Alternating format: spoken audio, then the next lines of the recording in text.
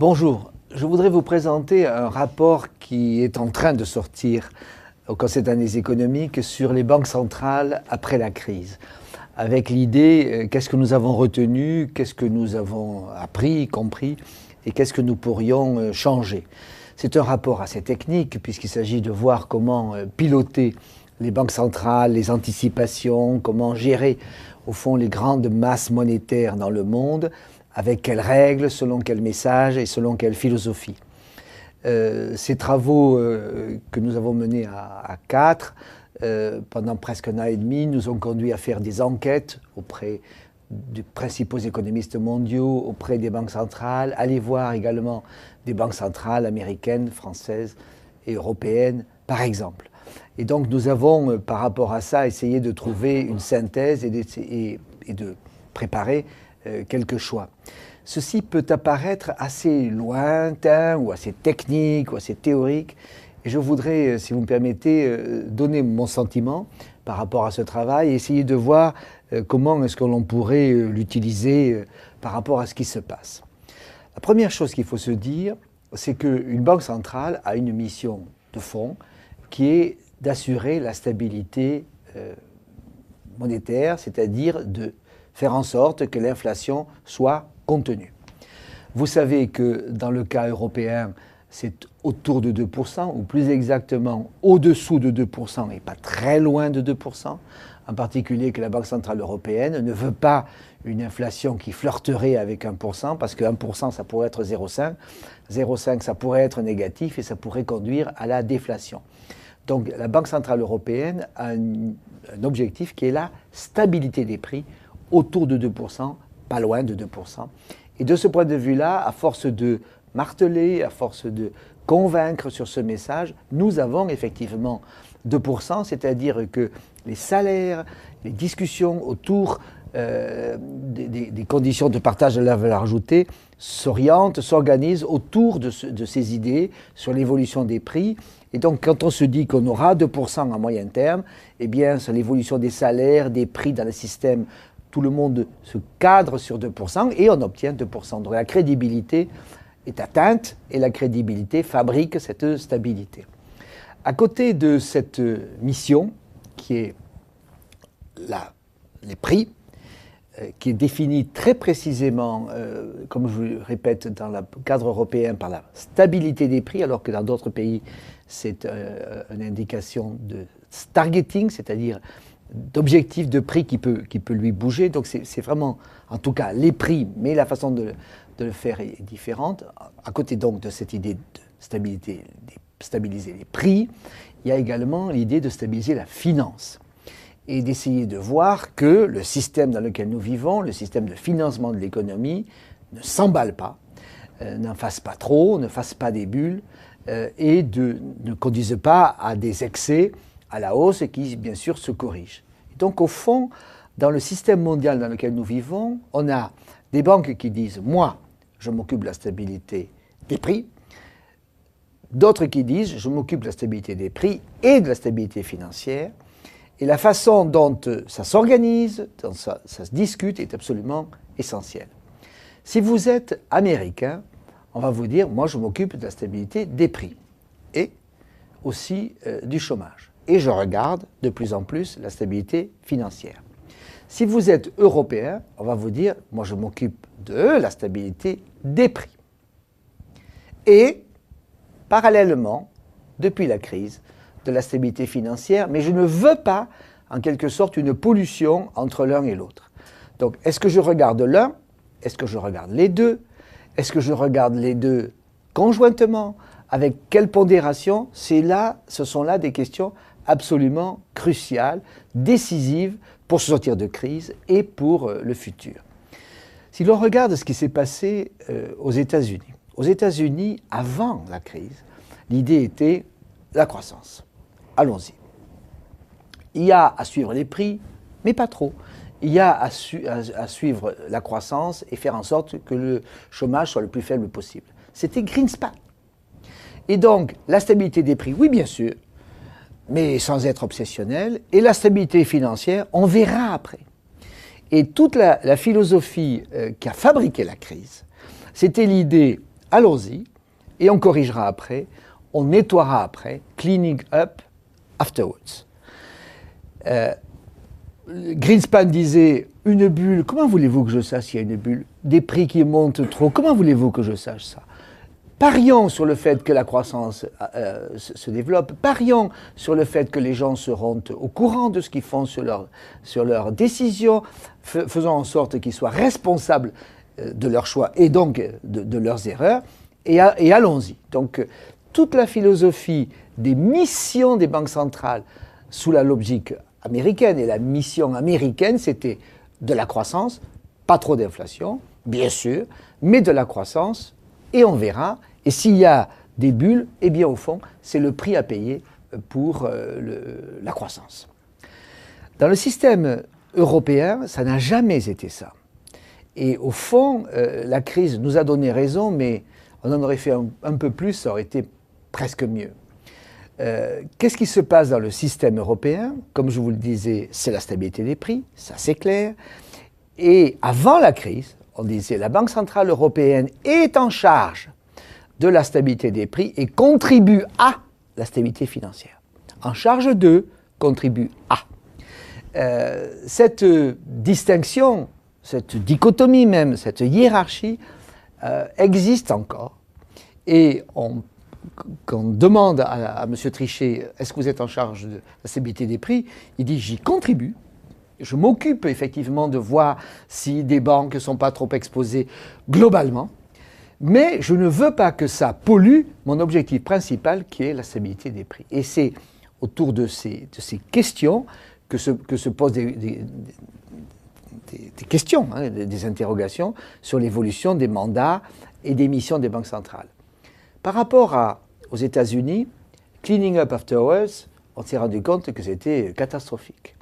Et on s'est rendu compte que s'occuper des prix sans s'occuper des prix d'actifs, sans s'occuper des bulles, sans s'occuper du système financier, c'était catastrophique.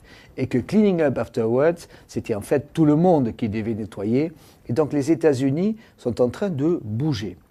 Comment est-ce qu'ils bougent? Ils bougent avec la loi Dodd-Frank, ça c'est clair. Ils bougent avec l'idée qu'il faut surveiller davantage le système financier.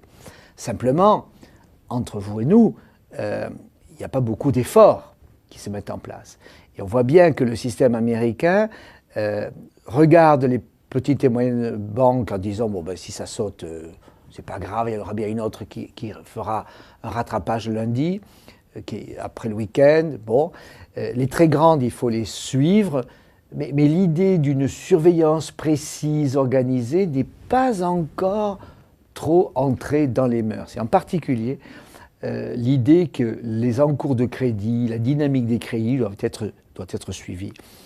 La grande leçon, si vous voulez, que l'on a de la faillite du système de régulation américain, ça a été le shadow banking. C'est-à-dire que là, le système américain regardait où c'était éclairé, et l'endroit où c'était pas éclairé, il ne regardait pas. Manque de chance, l'endroit éclairé représentait 20% du système, et l'endroit non éclairé, 80%. Et c'est là que ça a explosé. Donc on voit bien que le système américain est en train de changer, que la régulation est en train de changer, mais que pour le moment, ça n'est pas suffisant, en particulier que tout le système global, comme on dit, macro-prudentiel doit être regardé de plus près, c'est-à-dire les encours de crédit, non seulement dans la partie régulée, mais également l'autre qui évidemment se développe, et aujourd'hui, ça s'appelle les hedge funds. Donc, sur l'émission des banques centrales côté américain, il y a eu une évolution, ça c'est clair, mais d'après moi, elle est insuffisante. Si je regarde maintenant ce qui se passe du niveau européen, il y a eu aussi une évolution. Même si M. Trichet et son successeur, dont je n'ai pas le nom, ne le reconnaîtraient pas nécessairement. Ils disent, nous sommes en charge de la stabilité des prix, nous contribuons à. Simplement par rapport à ça, des choses ont eu lieu depuis la crise. En particulier, la stabilité des prix est de plus en plus forte et de plus en plus surveillée, et on voit bien à quel point maintenant les agrégats de monnaie de crédit sont encore plus importants qu'avant. Et par exemple, des signaux sont en train d'apparaître en disant, dans certains pays, mesdames et messieurs, il y a des tensions sur les prix, en particulier des tensions sur les prix de l'immobilier, ça ne peut pas continuer. Et on l'aurait fait plus fort, on l'aurait fait plus violemment pour l'Espagne et sur l'Irlande, on n'en serait pas là où nous en sommes. Donc vous voyez bien à quel point, même sur les prix, il faut regarder tous les prix, et il faut regarder les crédits derrière les prix, et le dire de manière plus nette. Et à côté de cela, il faut regarder ce qui se passe sur la finance, sur le financement de l'économie, et ce sont les agrégats de crédit. Pas trop les agrégats de monnaie, mais les agrégats de crédit. Et en particulier sur ces agrégats de crédit, il faut regarder les grandes entreprises bancaires, comme on dit, systémiques, mais en général aussi les liens entre banques, de grandes, petites et moyennes assurances, tout simplement parce que ça fait système. Le systémique n'est pas simplement le gros, le systémique est ce qui va déclencher. C'est pour ça que la Banque centrale doit regarder à la fois macroéconomiquement les évolutions de crédit, elle doit regarder les grosses entités et voir si elles sont faibles ou pas faibles, c'est toute l'idée des stress tests, mais en même temps retravailler plus précisément, plus finement sur l'interconnexion du système financier dans lequel nous vivons. Donc voilà cette évolution, et cette évolution pour le moment est en train de se mettre en place, mais elle n'est pas complètement achevée. Dans le rapport que l'on a fait, et la partie dont je suis co-signataire, et personnellement, je suis très favorable à ce qu'il y ait presque une équipondération entre la stabilité des prix et la stabilité financière. Et qu'au fond, il y ait un mandat qui évolue. Alors bien entendu, s'il écrit, il faut réécrire le traité Union européenne, et donc ce n'est pas tout pour tout de suite. Mais en tout cas, que des messages se mettent en place selon lesquels, oui, les prix, c'est extrêmement important, mais les prix sur longue durée impliquent en fait la stabilité financière, et qu'il faut des yeux pour la stabilité des prix, des yeux pour la stabilité financière, et si vous me permettez, que ces deux yeux communiquent. Et ces deux yeux communiquent presque sur un niveau d'égalité, en disant, nous avons des banques, nous avons des grandes banques, nous avons des banques moyennes, et si ces banques moyennes ou si ces grosses banques sautent, si nous avons des difficultés, comment allons-nous résister? Et nous voyons aujourd'hui à quel point l'Europe a des difficultés en liaison avec une crise bancaire qui met en jeu sa stabilité budgétaire. Donc voilà les thèmes principaux de cette situation. Donc je résume. Une banque centrale est en charge de la stabilité des prix, des messages, de la façon dont elle va convaincre qu'il ne faut pas d'inflation, autour de 2%, c'est bien, et que cette stabilité des prix est bonne pour la croissance et la compétitivité sur longue période. C'est là son message et sa responsabilité majeure. À côté de ça, il faut qu'elle regarde de plus près ce qui se passe en termes de monnaie et de crédit, en termes global sur le financement de l'économie, en termes sectoriels sur certains domaines et en particulier sur le financement de l'immobilier, parce que c'est là en général que les bulles se font. Et dans ce domaine-là, ça n'est pas nécessairement les taux d'intérêt à monter, ce sont des mesures sectorielles, par exemple des réserves obligatoires à faire pour que tel pays qui a des bulles ne les ait plus ou les réduise, empêche leur naissance ou que dans tel secteur, les choses n'aient pas lieu. Autrement dit, dans cette nouvelle politique monétaire, le volet financier impliquerait d'autres outils que l'outil des taux d'intérêt, qui est un outil massif dont on n'a évidemment pas besoin. Donc, juste pour voir un peu comment on se sort de cette crise, dans le système américain, ils vont monter les taux d'intérêt le plus tard possible, tout simplement parce qu'ils ont du chômage et surtout parce qu'ils disent, vous, Européens, faites-le avant nous. Pourquoi avant nous? Parce que vous avez à regarder l'inflation chez vous. Et donc faisons bien attention à ça. Nous sommes d'une certaine manière pris dans ce traquenard. Nous allons augmenter les taux d'intérêt avant les Américains parce que ça fait partie de nos règles. Mais en même temps, faisons-le de manière discontinue, commençons à envoyer un message, et puis arrêtons-nous, regardons un peu ce qui se passe, et parallèlement à ça, faisons en sorte que le système bancaire et financier se consolide, se renforce, parce qu'effectivement, s'il y a une prochaine crise, évidemment, nous souffririons, c'est-à-dire ça saute, et qu'il faut aujourd'hui reconsolider le système. La monnaie, c'est extrêmement important, le crédit, c'est extrêmement important, il en faut, mais il en faut comme il faut, là où il faut, pour la croissance et l'emploi sur longue période. Merci.